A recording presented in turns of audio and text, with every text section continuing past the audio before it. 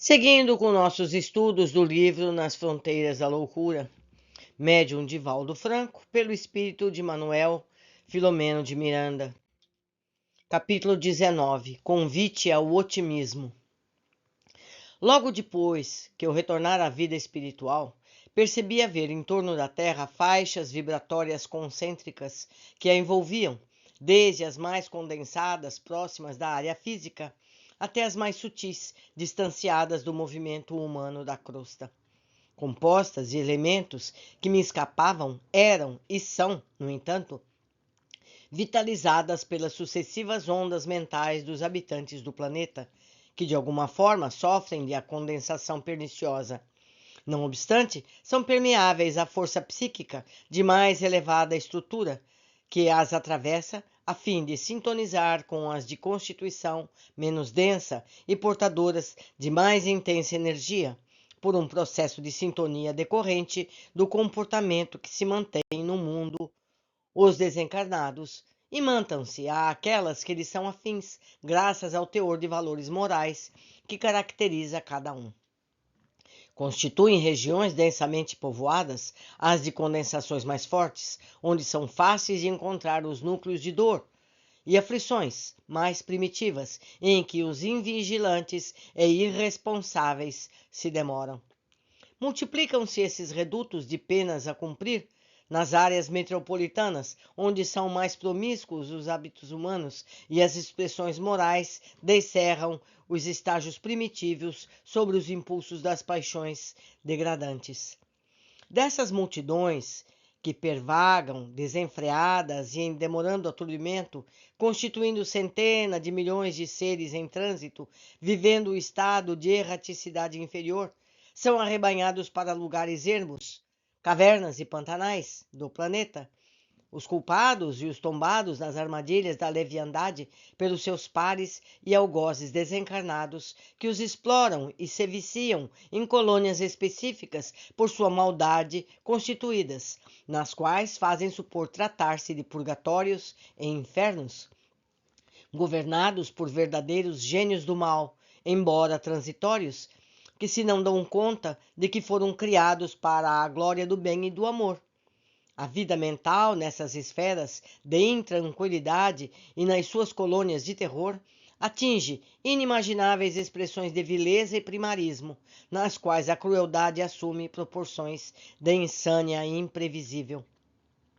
Considerando-se forças diabólicas, os malfadados governantes atribuem-se o direito de exercer a justiça caótica dentro dos padrões da perversidade e crueza, como se pudessem disputar tal privilégio com os soberanos códigos da vida. Eu sugiro que leiam o livro Libertação. Ali há a descrição detalhada desses locais.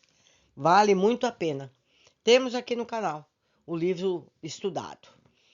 Continuando. Em muitos desses locais, programam-se atentados sórdidos contra os seres humanos e elaboram-se atividades que objetivam a extinção do bem, assim como a instalação do primado pela força bruta no mundo em que os sápatras da impiedade ali residente se transformariam nos senhores absolutos do planeta.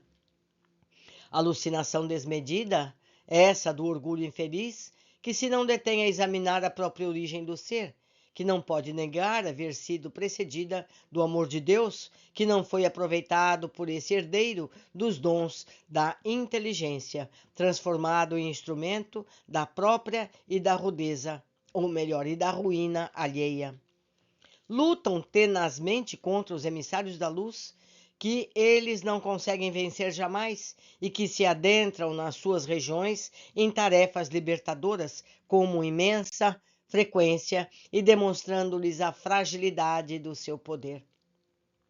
Na insânia de que padecem, são, por desejarem inconscientemente e não o saberem, os instrumentos da justiça superior que a todos alcança conforme as necessidades de cada qual, refundindo o metal dos sentimentos inferiores e moldando-o para as elevadas finalidades da existência.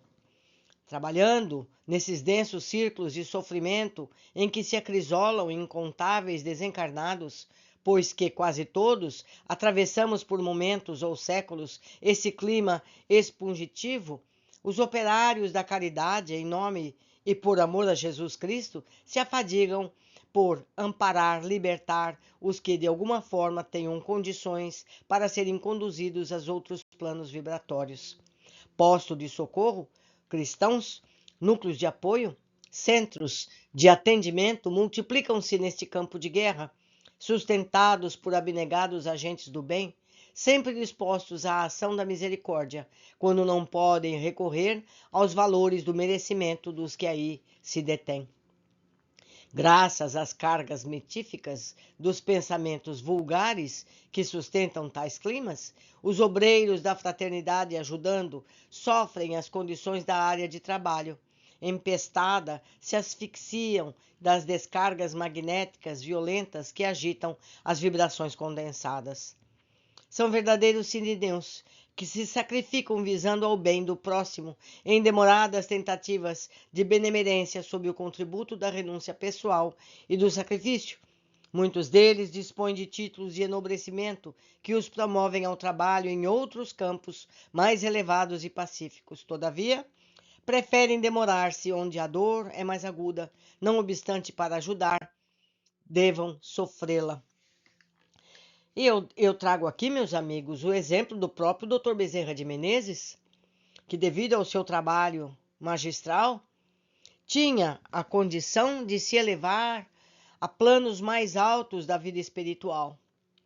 Mas ele disse que não iria, enquanto houvesse na terra uma alma em sofrimento que precisasse dele. Bezerra estaria aqui junto de nós, trabalhando por nós, assim como ele demonstra neste livro. É mesmo uma alma abnegada e, como ele, há muitas outras. Continuando. Agora, na última noite de carnaval, era-me possível perceber, sem qualquer esforço de concentração, a densa e larga faixa de vibrações mais fortes sobre a cidade, numa espessura de alguns quilômetros acima da superfície. E eu peregrinava inúmeras vezes com os trabalhadores do Evangelho por vias especiais de comunicação nas cidades e viajara por estradas próprias para os veículos que nos conduzem em determinadas circunstâncias. Veículos espirituais, meus amigos. Nesse mesmo último caso, sentia os bruscos movimentos dos veículos quando penetravam nessas faixas de sombra, qual ocorre com as aeronaves quando viajando são atingidas por turbulências atmosféricas. Veja que informação importantíssima ele está nos dando. As viaturas, os carros, os veículos espirituais, quando adentram nas faixas vibratórias mais densas, provocadas pelos pensamentos de nós encarnados, eles sentem uma turbulência. O veículo espiritual sacode. Vejam vocês como essas faixas de vibrações negativas são densas a ponto de provocar movimento nessas aeronaves espirituais. Continuando. A grande concentração mental de milhões de pessoas na fúria carnavalesca, irradiações dos que participavam ativamente, enlouquecidos, e dos que por qualquer razão se sentiam impedidos, afetava para pior a imensa área de trevas, ao tempo em que essa influenciava os seus mantenedores por obnubilar-se os centros de razão, ao passo que lhes exacerbavam as ânsias do prazer exorbitante. Então, essa nuvem de vibrações baixas, densas, faz com que ela retorne a essas pessoas que as produziram, aumentando essa situação. Eles se autoexcitam com essa vibração. Meu Deus do céu. Continuando. A sensação que a paisagem escura nos dava era penosa, fazendo-me meditar no tempo ainda que certamente transcorreria até que mudasse a configuração moral do planeta, dependendo sem dúvida da transformação do ser humano. Como se percebesse a área perigosa de depressão em que me recolhia, sem o desejar, o vigilante amigo veio em meu auxílio, levantando-me o ânimo. Não se esqueça, caro Miranda, que esta luta vem sendo travada com resultados excelentes e o bem está sempre vencendo. Há milhões de pessoas envolvidas no bárbaro divertimento, que não censuramos. Entretanto, há número muito superior de criaturas que lhe não oferecem culto, nem mesmo sequer experimentam qualquer interesse ante os apelos da folia de Momo. Quantos se utilizam desses dias em que o trabalho habitual sofre alteração para buscar recantos interioranos aprazíveis, regiões serranas, praias para o refazimento? Pessoas mais amadurecidas utilizam-se dos feriados carnavalescos para estudos, meditações, encontros de renovação espiritual e lazer. Há um grande progresso moral que viceja na humanidade e não podemos desconsiderar. Jamais houve tão grande interesse dos seres humanos pelos seus irmãos, em tentativa de ajudá-los a levantarem-se à marcha com dignidade. As atividades que visam ao enobrecimento do ser humano multiplicam-se, abençoadas, fomentando a alegria e a paz.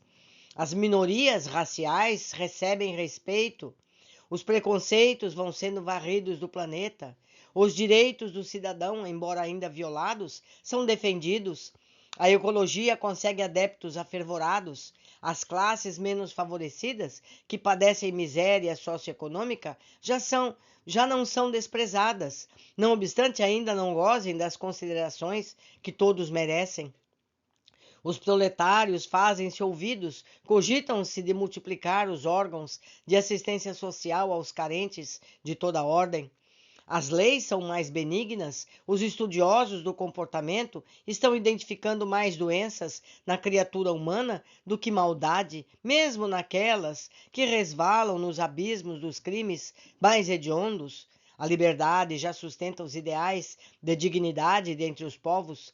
São inumeráveis as conquistas morais da humanidade em pouco mais de 150 anos, prenunciando aquisições ainda mais relevantes em relação ao futuro. O que observamos são remanescentes do passado de todos nós, ainda não superado, que permanece retendo-nos na retaguarda das dissipações, embora a voz e o magnetismo do Cristo nos estejam arrastando das sombras para a luz, que já estamos entendendo e aceitando. Alegremo-nos, portanto, e observemos com otimismo o que desfila diante de nós. Ontem aí estávamos mergulhados nos rios escuros da ilusão, enquanto agora cá nos encontramos, na margem abençoada, onde medram o equilíbrio e a paz. Nossos irmãos aqui chegarão igualmente, marchando conosco, que nos propomos a auxiliá-los a fim de realizarmos juntos a grande escalada. Calou-se o amigo lúcido por alguns momentos. Ao impacto dos seus esclarecimentos lógicos, era-me possível vislumbrar, além do presente, qual nauta aflito na noite, que percebesse além da neblina, vitorioso, o farol que aponta os recifes e sinaliza o canal por onde se pode passar com segurança. O nosso mestre deu prosseguimento aos ensinamentos. Foi o mensageiro da alegria, da esperança e da paz. Todo o evangelho é um hino de eloquente beleza à vida. Nos seus passos ficaram sementes que ora enflorescem no mundo, modificando a árida paisagem em que ele encontrou. Mesmo a tragédia do Gólgota, assinalada pelas suas dores, é o prenúncio da madrugada da ressurreição em plenitude de luz e felicidade. Estas são as horas muito importantes da transição moral da terra e dos seus habitantes, legiões que demoravam retidas nessas faixas, ainda assinaladas pela barbárie, portadoras dos instintos agressivos de afloramento, vêm sendo trazidas à reencarnação em massa, obtendo a oportunidade de fazer opção para a liberdade ou o exílio. Amigos, eu vou reler. Legiões que se demoravam, retidas nas faixas, que faixas? Faixas de dor e ignorância, ainda assinaladas pela barbárie, portadoras dos instintos agressivos, em afloramento, vêm sendo trazidas à reencarnação em massa. Ou seja, nós estamos recebendo milhões de espíritos que vieram desses umbrais para terem aqui a oportunidade de fazer a opção para a liberdade ou o exílio. É a última oportunidade, meus amigos. Ou conquistamos uma vaga na terra de bem-aventuranças, ou seremos exilados daqui, porque serão os mansos e pacíficos que vão ficar na terra. Isso nos disse Jesus. Vamos continuar. Encontram corpos geneticamente sadios, com excelentes possibilidades que se podem utilizar para a grande escolha? O amor do Pai a todos oferece oportunidades iguais, assim facultando que cada qual eleja o que melhor lhe aprouver, enquanto assim o desejarem. Simultaneamente, as aflições de que se fazem portadores constituirão escarmento para os negligentes e retardatários, impelindo-os a assumirem responsabilidades, enquanto nos franqueiam ocasião de crescer pelo serviço que podemos distender a seu e a favor de nós mesmos. Então, esses espíritos endividados, que estavam em regiões densas, são esses que nós estamos vendo aí, somos nós todos. Foram trazidos à Terra em corpos perfeitos, está escrito aqui, geneticamente sadios, com excelentes possibilidades, para que tenham a oportunidade de se emendarem, de serem pessoas boas.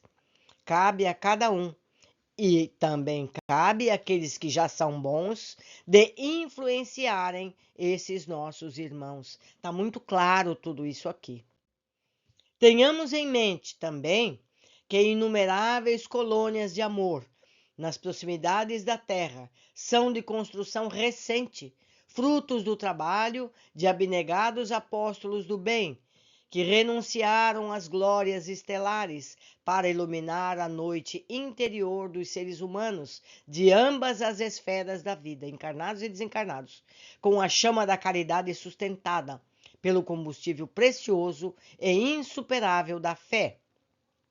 Na crosta surgem novos postos de atendimento e em muitíssimos lares, bafejados pela mensagem espírita, a treva bate em retirada sob as claridades do estudo sistemático do Evangelho em família, num perfeito entrosamento superior dos seres humanos com os espíritos benfazejos. Por enquanto é noite densa, aparvalhante, dominadora. Todavia, a madrugada chega sutilmente e vai vencendo-a até que raie em triunfo o dia. Confiemos, sorriu generoso, pôs-me a mão sobre o ombro e convidou-me. O trabalho espera por nós. Visitemos a nossa Noemi, que deve estar despertando neste momento. Concordei em júbilo. Rumamos na direção do hospital. Que capítulo proveitoso, não é, meus amigos? Quanta informação preciosa tivemos. Vale a pena reler, parando em cada palavra, em cada parágrafo e meditando a respeito. Trazendo para o nosso dia a dia todo esse trabalho. Por hoje ficamos por aqui e aguardo a todos na sequência do nosso estudo.